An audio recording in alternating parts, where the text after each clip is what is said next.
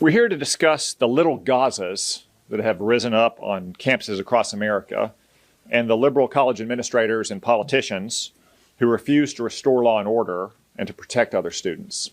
These Little Gazas are disgusting cesspools of anti-Semitic hate, full of pro-Hamas sympathizers, fanatics, and freaks. Another 4 years for Joe Biden means another 4 years of Little Gazas all across America.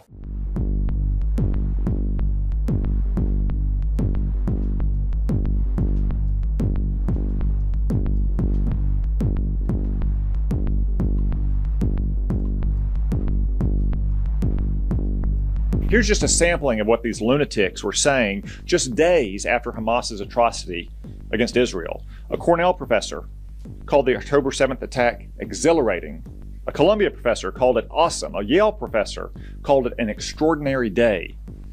More than 30 Harvard students signed a letter claiming that Israel was, quote, entirely responsible for the attack. A pro-Hamas student group at University of Virginia called Hamas terrorists Palestinian resistance fighters. And remember, this was all before Israel had seriously retaliated.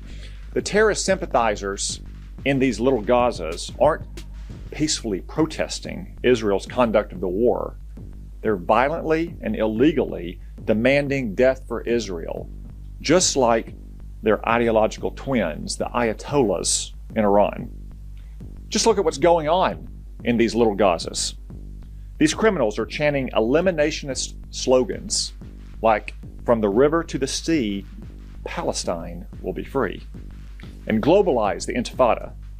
At Stanford, they wore Hamas headbands. At Princeton, they flew the Hezbollah flag. At Harvard, they ripped down the Stars and Stripe and replaced it with the Palestinian flag. At George Washington University, they called for the final solution and posted signs saying they wouldn't leave until Jews go back to their real homes. And look at some of the consequences. At Columbia, a rabbi had to tell students that the university was no longer safe for Jews. At UCLA, Hamas sympathizers blocked Jewish students from attending classes and assaulted Jewish students. USC canceled its graduation out of fear of pro-Hamas riots. It's time to stop these anti-Semitic pro-Hamas mobs today.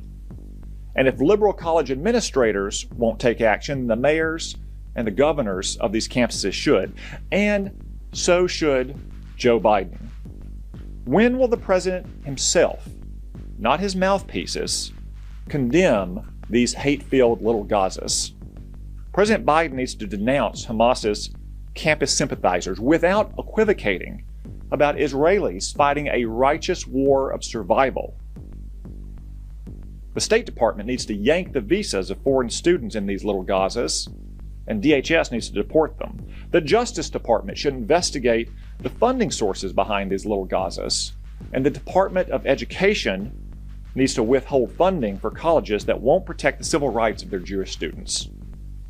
Instead, Joe Biden is putting more pressure on Israel these days than he is on Hamas itself or on the pro-Hamas chapters on America's campuses. But I guess that's what we should expect from the leader of a Democratic Party that has let its anti-Semitic elements fester and grow for years.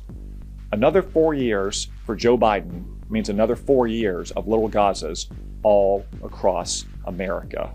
And that's something I suspect the American people will keep in mind this November.